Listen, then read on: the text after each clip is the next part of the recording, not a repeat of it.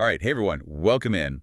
We're diving deep today into 75 hard, something I know a lot of you have been hearing about. Yeah, it seems like it's everywhere these days. Right. So we're going to try and unpack it all, go beyond just like the basic rules everyone's seen online. Definitely, because I feel like there's a lot more to it than just those surface level things. Totally. Like we all know it's the strict diet, two 45-minute workouts, one outside, gallon of water, all that. Right, 10 pages of nonfiction, got to take that progress pic every day, and no slip-ups, or Ye- you restart. Exactly. The no cheat meals, no alcohol, that whole thing is what gets people talking. But Mhm.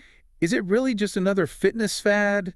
Or is there something deeper going on here? Well, the guy who created it, Andy Frisella, calls it an Iron Man for your brain. Oh, I like that. Yeah, and I think that gets at something really important.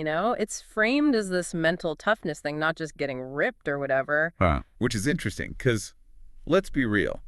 A lot of people are probably drawn to the potential weight loss, right? Especially after, pandemic weight gain for a lot of folks. Absolutely, and we definitely see that in some of the personal stories we've got. Oh, yeah? One woman talked about how she actually lost even more weight than she gained during lockdown, which is pretty impressive. Wow, that's got to feel good. But it sounds like it was more than just the number on the scale, right? Right. She talked about her energy levels being way up Hmm. and just feeling like really disciplined in other areas of her life, too. It's almost like those physical changes were a side effect of this mental shift. Yeah, exactly. Okay, but gotta say the word diet can be a bit of a loaded term for some people. Oh, for sure. And I think it's important to make clear that 75 Hard doesn't actually tell you what to eat. Right. It's not like a specific meal plan or anything. No, it's just that no alcohol, no cheat meals rule. So you could do like vegan if you wanted, or focus on cutting out processed foods, whatever works for you. Totally. It's about making those conscious choices for yourself, whatever they look like. That makes a lot of sense. And that conscious choice thing, it kind of applies to the alcohol too. We came across some stories where people found giving it up was like surprisingly empowering. Really? Yeah, talking about better sleep, less anxiety, even feeling more confident in social situations. That's interesting because it challenges that whole idea that you need alcohol to be social. You know what I mean? Yeah, it does. But I mean, these are just individual experiences, right? Not everyone's going to have that same reaction. Of course. And that's Right. where, some of the experts we looked at, they really emphasize listening to your body and what you need. So like pushing through discomfort isn't always the answer. Well, not necessarily, no. One expert actually said, ignore the rules if your body's telling you to rest. Wow, that's pretty strong. It is. But it's a good point, right? A challenge shouldn't come at the expense of your well-being. Definitely. And speaking of different approaches, I know some people find 75 hard a bit much. So we also looked into 75 soft. Ah, yes, the TikTok version. Exactly. You know. And flexible, right? It is. They ease up on some of the rules, like only half a gallon of water, and you can read any book, not just nonfiction. So good entry point for people who maybe aren't ready for the full no compromise thing. Could be, Yeah. yeah. Especially if you're thinking about long-term sustainability, too. Okay. But even with these modifications, the question is still, like, Huh. is it really that hard? Right. From what we saw in, like, forums and stuff, it seems to depend a lot on the person. Oh, absolutely. Some people found the reading surprisingly tough. Others struggled with fitting in 2 workouts every day. Yep. Everyone's got different lives, different habits. We even found a triathlete who was annoyed because the outdoor workout messed with his training schedule. Oh, wow. So he was having to add extra workouts just to check that box. Exactly. Yep. Kind of shows how sometimes a one-size-fits-all approach can backfire. Yeah, if you're not thinking about the bigger picture, the context, just following rules blindly Right. might miss the point. For sure. And this actually brings us to some of the potential downsides experts are talking about, especially for mental health. Yeah, because as appealing as mental toughness sounds, there's got to be a healthy way to go about it, right? Absolutely. One dietitian we found was worried about eating disorders, orthorexia specifically, with that no cheat meal rule. Orthorexia. Can you explain that one for folks who might not know? Sure, it's like this obsession with healthy eating, but it becomes unhealthy. Restricting yourself too much, being afraid of any bad food. Right. And this dietitian's point was that 75 hard could make that worse with all the rigid rules. That's a good point to keep in mind for sure. Especially since, well, we also have this quote from someone who struggled with eating disorders and exercise addiction that called 75 hard pure alarms and red flags. Wow, that's powerful. It is, right? Really highlights how for some people it could be triggering. And it's not just the food part either, right? The daily progress pics, some experts have issues with that too. Oh, yeah, that constant focus on your body, taking pictures every day, it can mess with your head. Yeah, instead of like self-acceptance, you end up fixated on every little flaw. Exactly. Experts say it could even increase anxiety, depression, body dysmorphia, all that. It's a reminder that even stuff that seems positive on the surface, you got to be careful with the mindset, right? Totally. And speaking of potential pitfalls, a big criticism of 75 Hard is that it's not sustainable long term. Yeah, what happens after those 75 days are over? That's the real test. Exactly, like what happens when you have a glass of wine again, or, God forbid, a slice of cake. Right. The worry is that without a plan for after, people just go back to old habits, maybe even worse than before. So it's not enough to just white knuckle it through the challenge. You got to figure out how to make those changes stick. Exactly. And that's where things get interesting when we look at the 75 Hard community. Yeah, all those forums, subreddits, everyone sharing their experiences. It's fascinating, right? Totally.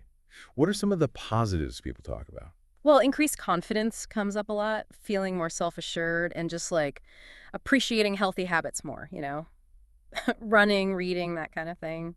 It's almost like even if you disagree with how strict it is, you can't deny that sense of accomplishment, that community support.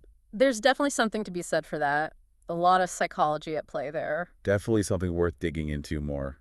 Maybe we should pause here and pick that up in the next part of our deep dive. Sounds good to me.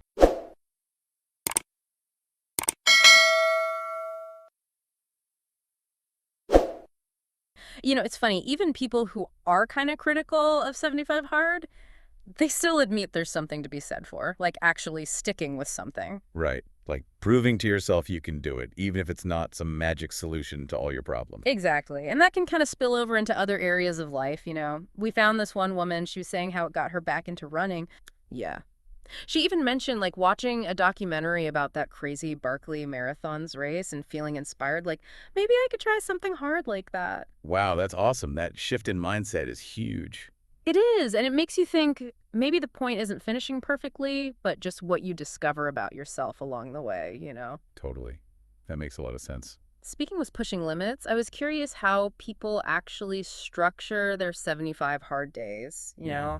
Is it all crammed in or spread out? Yeah, good question. We saw a lot of different approaches, actually. Some people, they're like, get it done early. One guy was doing an hour walk in the morning, then gym later. Makes sense. Just knock it out. Right.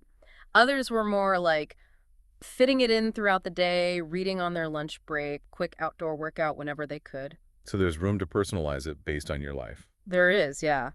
Although some people did mention struggling with that whole gallon of water a day thing. Oh, yeah, I can imagine. Even with reminders, some folks just couldn't get it all down, especially if they're, already drinking plenty of water normally. A gallon IS a lot. Yeah. And probably not necessary for everyone, maybe even not healthy in some cases. Right, exactly. And we noticed a pattern too, people tweaking the rules, especially that outdoor workout one. Makes sense. Weather, safety, just not practical sometimes. Remember that triathlete who was annoyed by it? Oh, yeah. He was like, this is messing up my actual training. Right. Sometimes sticking to the rules too strictly, it actually works against what they're supposed to do. Good point. And it raises a bigger question.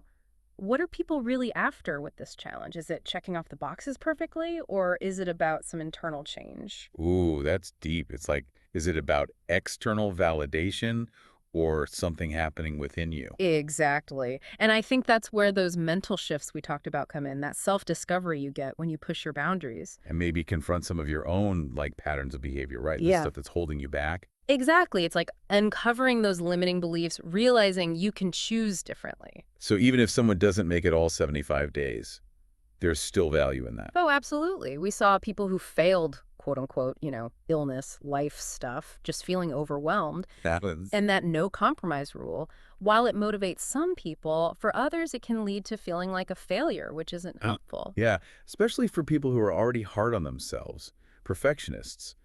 That all or nothing thinking can backfire. Totally. It's a tricky balance, right? Pushing yourself, but not to the point where it's damaging. So it's not about blindly following rules, but using them as like a framework to explore your own limits and grow. Exactly. And even Andy Frisella himself, the 75 hard guy, he's said it's not for everyone. He has. He's even made alternatives, like that 75 soft we talked about, for a more gradual approach. So there's like a whole spectrum now inspired by this original idea. There is. And that's important, right? Finding what works for you, not just copying someone else. Fits with your values, your life, all of that. Exactly. And amidst all the debate, one thing everyone seems to agree on is there's power in just committing to something, you know, seeing it through. Yeah, like that feeling when you finally finish a tough book or a hike that really challenged you, even if you wanted to quit at times. Right. And we found a great example. This guy who finished 75 hard lost over 40 pounds, but he said the bigger thing was learning to prioritize his goals, those little details mattering. That's so cool. It's like 75 hard can be this kickstart, even if the specific habits you build aren't meant to last forever. It's that initial spark, getting you out of your comfort zone, realizing what you're capable of. And for some people, that spark comes from the structure, right? Having those rules, that accountability. Oh, for sure. Sometimes those external boundaries are helpful, especially breaking bad habits. Totally. Yeah. But, like we said, got to be careful. Those boundaries don't become a cage. Right. They can't be too rigid. Got to be room for flexibility, self-awareness. Finding that sweet spot where the challenge pushes you but doesn't crush you. Exactly. It's like 75 hard, or any challenge really. It's a tool for self-discovery, not some set-in-stone path to success. I like that. It's not about proving anything to anyone else, but figuring out what you're made of. Right. And the big question isn't, should I try 75 hard, but what do I want to get out of this? Is this the right tool for me? That's such a good question for our listeners to think about. What if the point isn't the end result, but what you learn along the way? It really gets you thinking, like what does success even mean? Is it about checking off boxes, or is it more about like how much you grow as a person? That's the real question, isn't it? What if the challenge is more about, discovering your own potential, Yeah. learning how resilient you can be, making choices that actually feel good to you? It's like the challenge itself is just a tool to help you understand yourself better. Yeah, and for some people, that structure, that accountability, that's what they need. We saw comments where people said they needed that rigidity to actually break those old patterns and push themselves further than they ever thought possible. It makes sense, right? Like sometimes you need those external guidelines, especially when you're starting out with a new habit or trying to get unstuck. Exactly. But, and I know we've touched on this already, you got to be careful, right?